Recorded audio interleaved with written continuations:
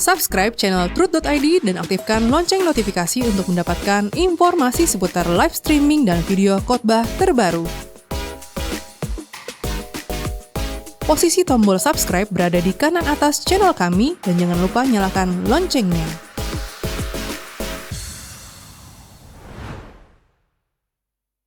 Shalom, wanita surgawi, ibu-ibu dan saudari-saudari yang dikasihi oleh Tuhan.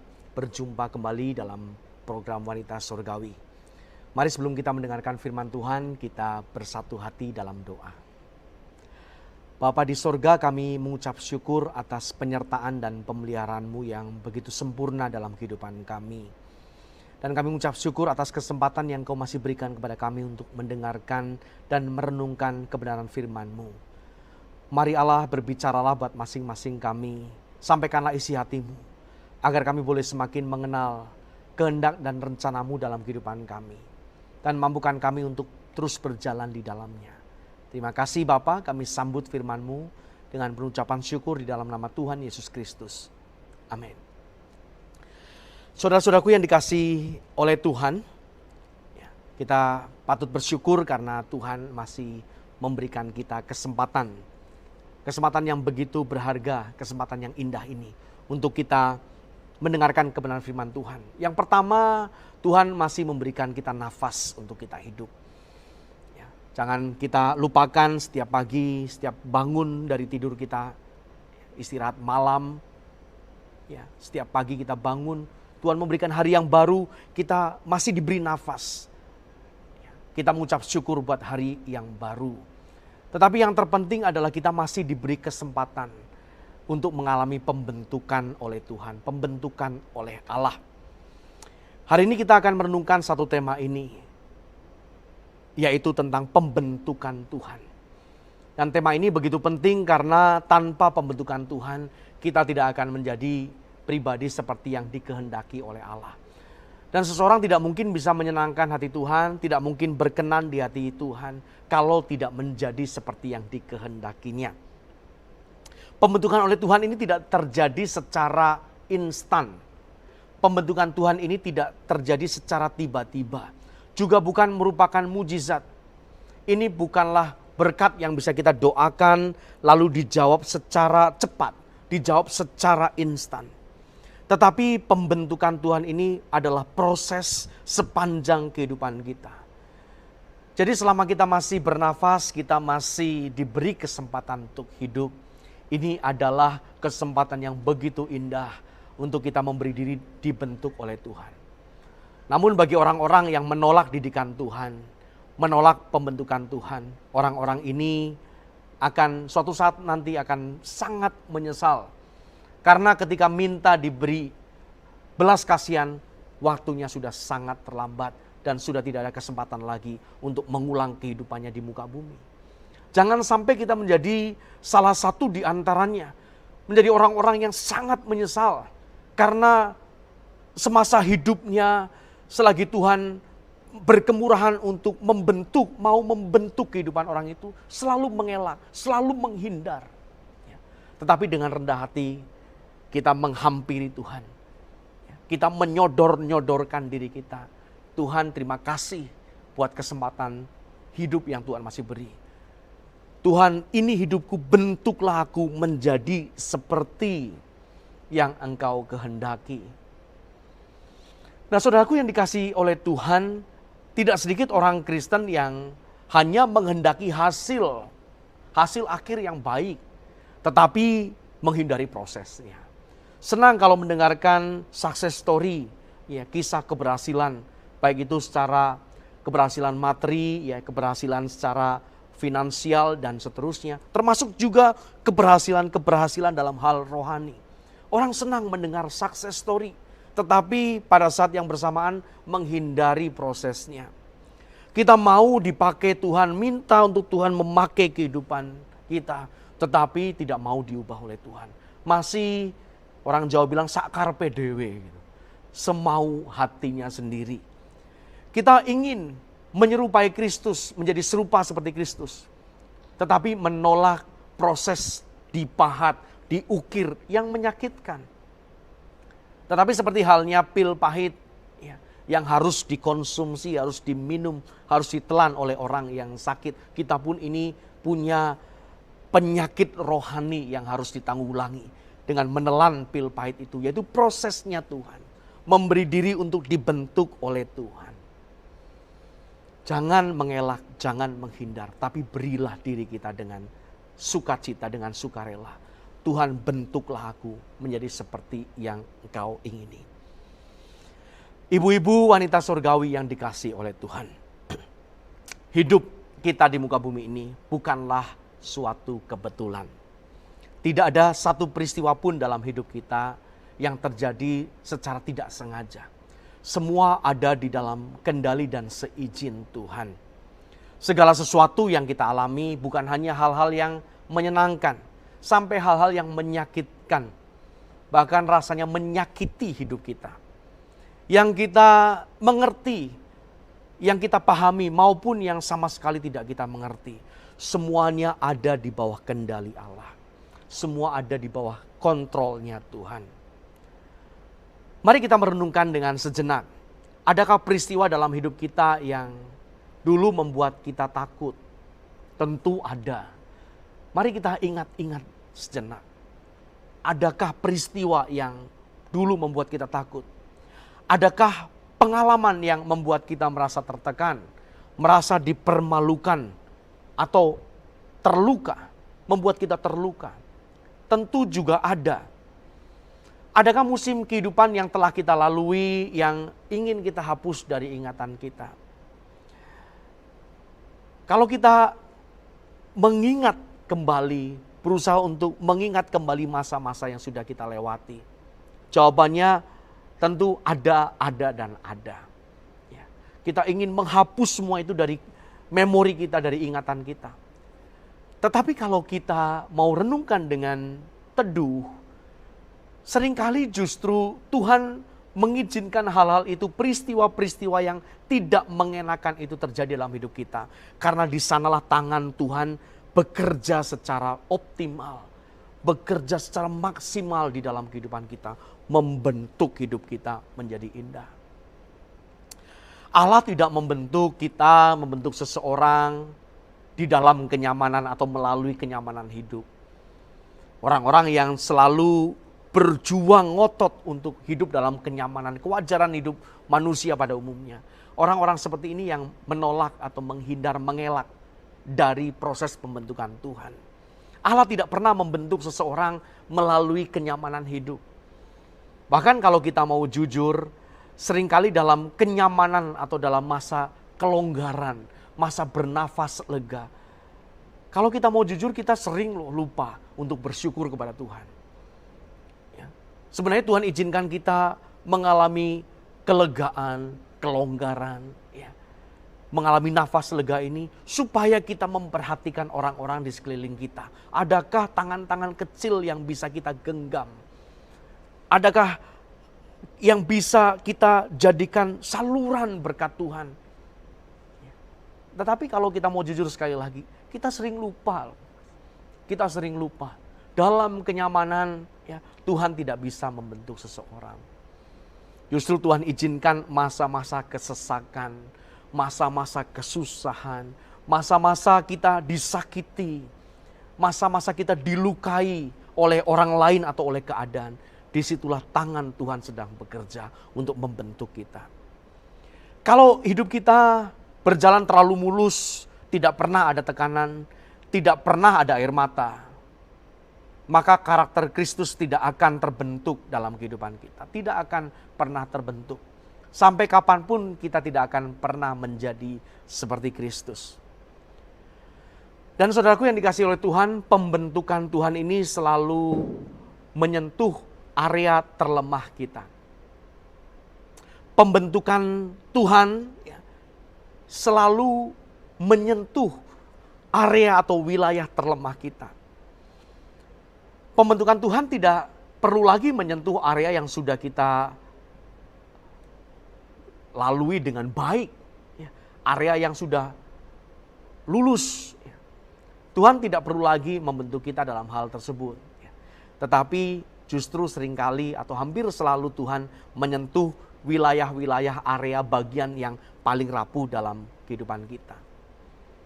Saya teringat akan apa yang pernah dikhotbahkan oleh Bapak Rohani kita, Bapak Pendeta Erastus Sabdono. Beliau sampaikan begini, bahwa kita sebenarnya bisa memprediksi pencobaan yang akan kita hadapi. Kita bisa meramalkan, mungkin saya boleh pinjam istilah ini, meramalkan pencobaan apa yang akan datang dalam kehidupan kita.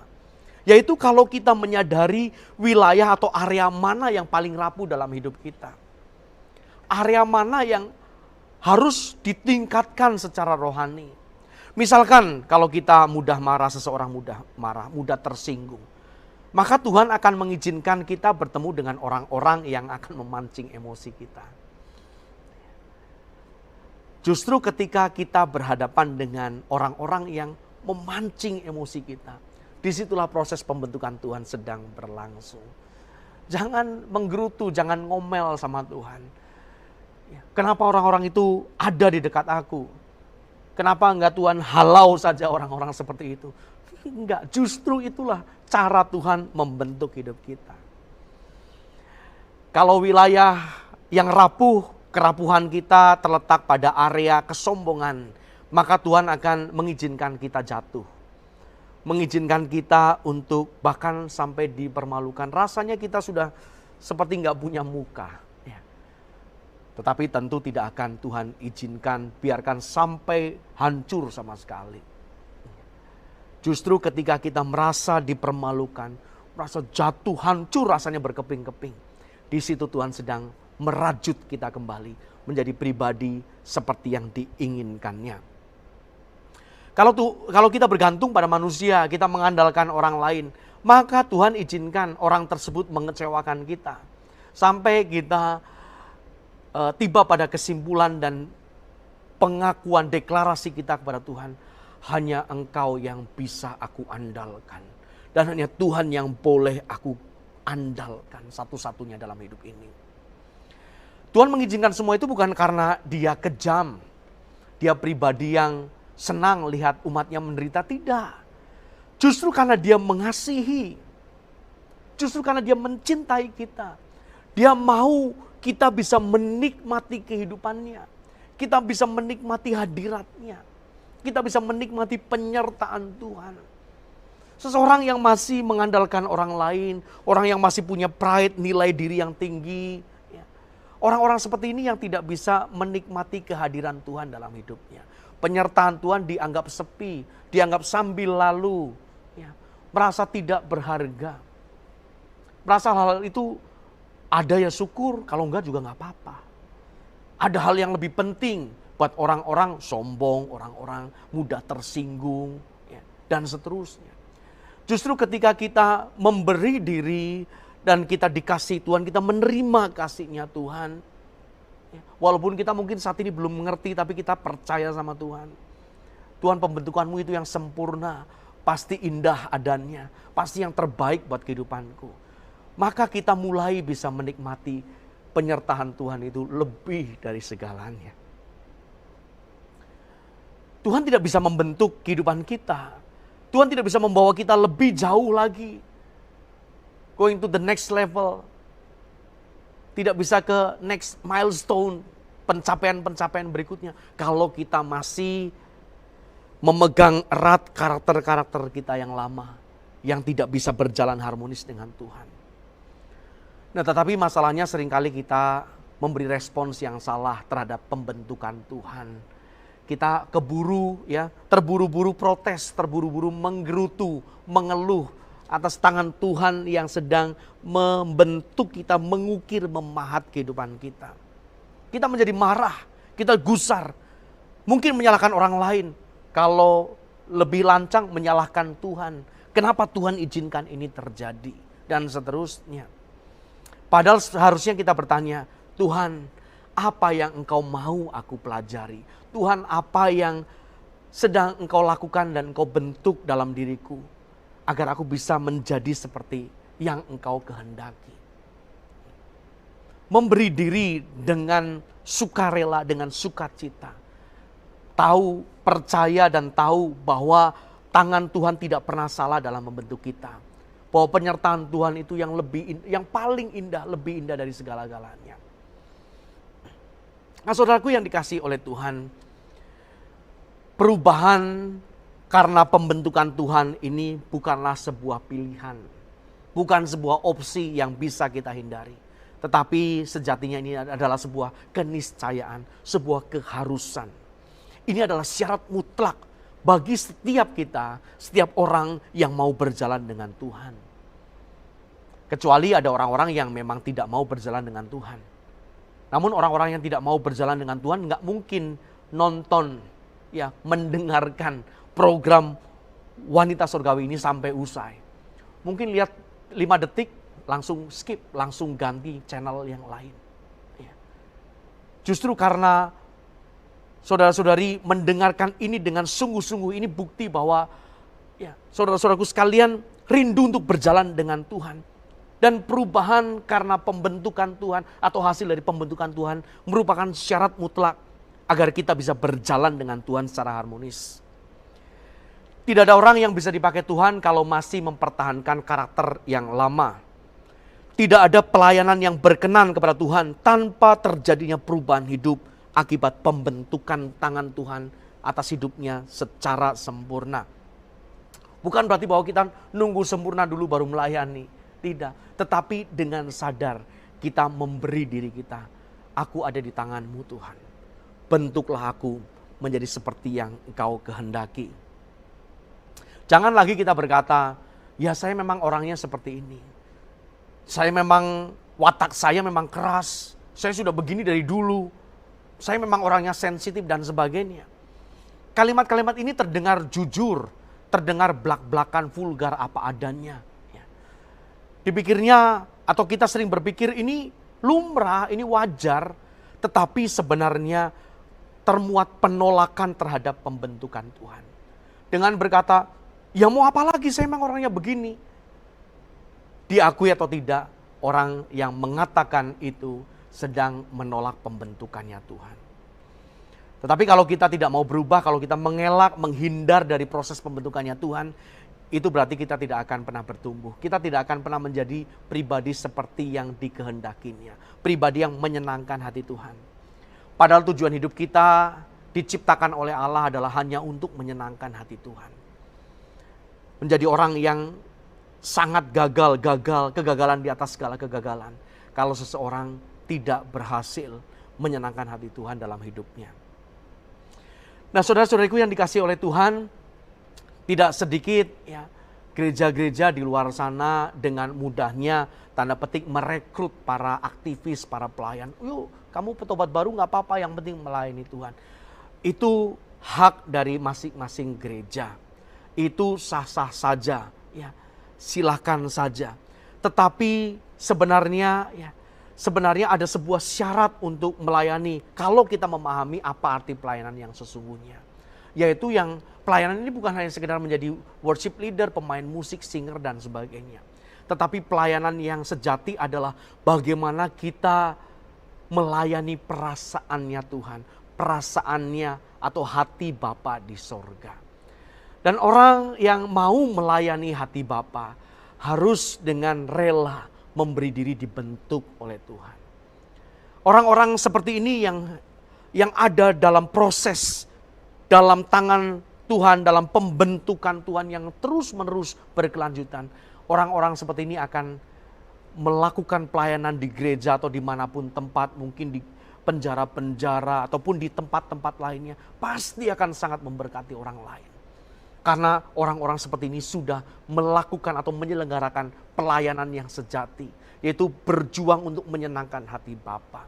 Ini arti dari pelayanan yang sesungguhnya. Jadi bukan tidak boleh untuk membuka kesempatan siapapun boleh melayani. Ya bukan salah sama sekali sebenarnya.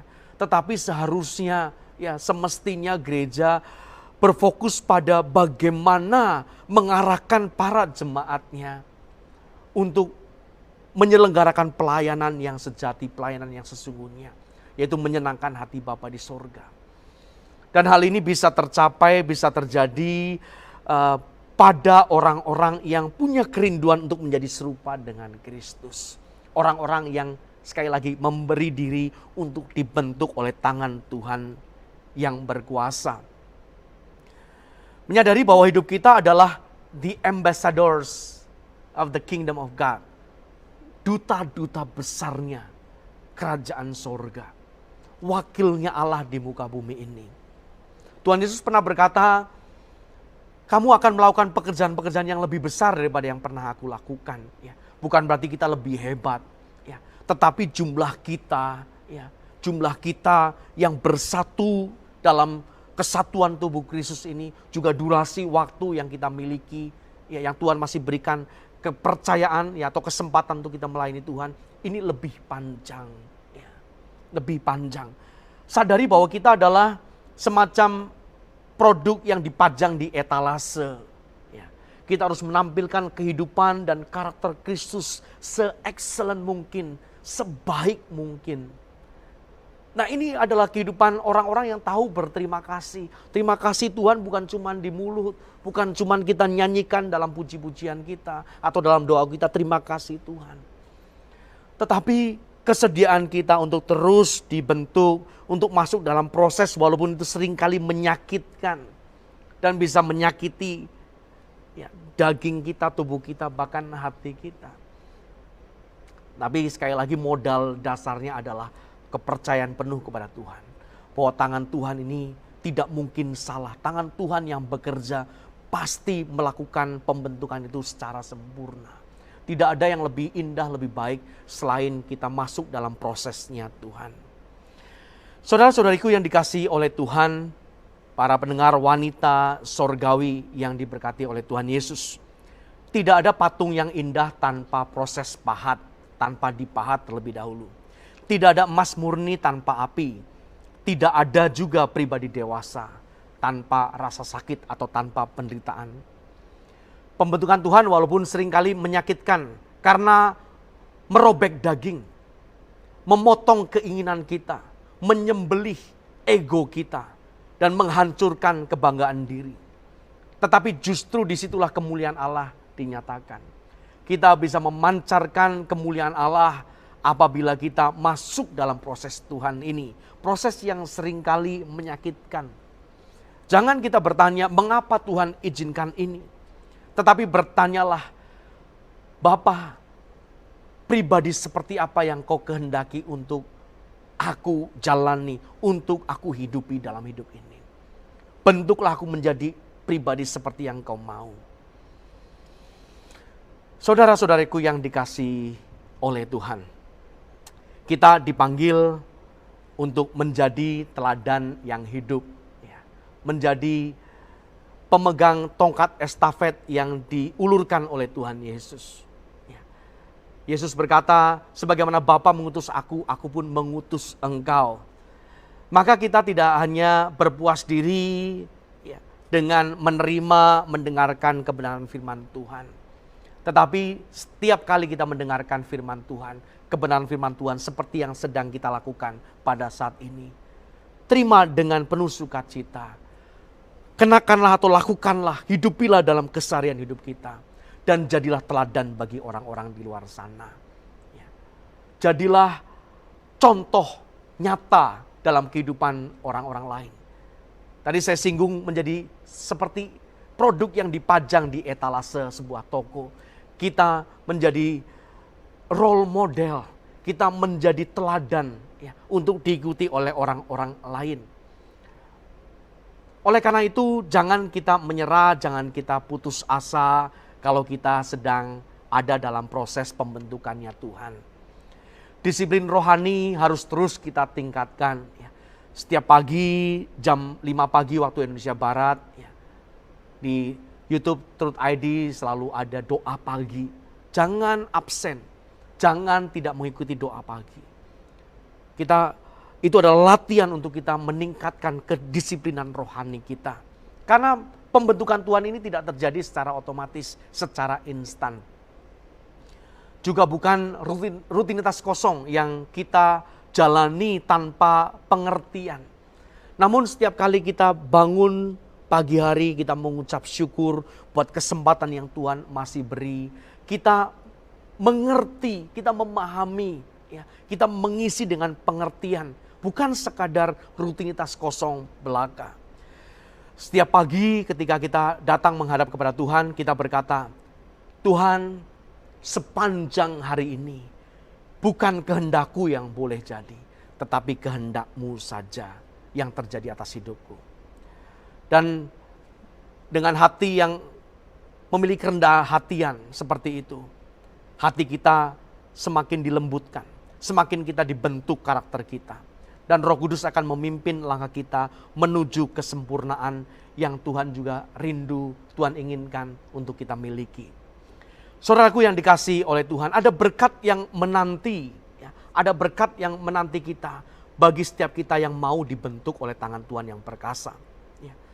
Karena itu adalah sebuah kesempatan ilahi untuk kita dikembalikan ke rancangan semula Allah, menjadi serupa dan segambar dengan Dia.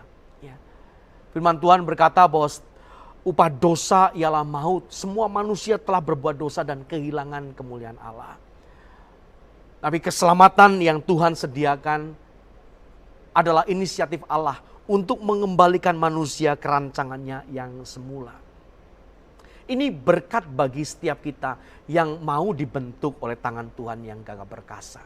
Yaitu kita punya kesempatan untuk memiliki kembali kemuliaan Allah. Untuk mencapai kemuliaan yang dikehendaki oleh Allah. Menjadi serupa dan segambar dengan Dia. Begitu indah Bapak Ibu sekalian.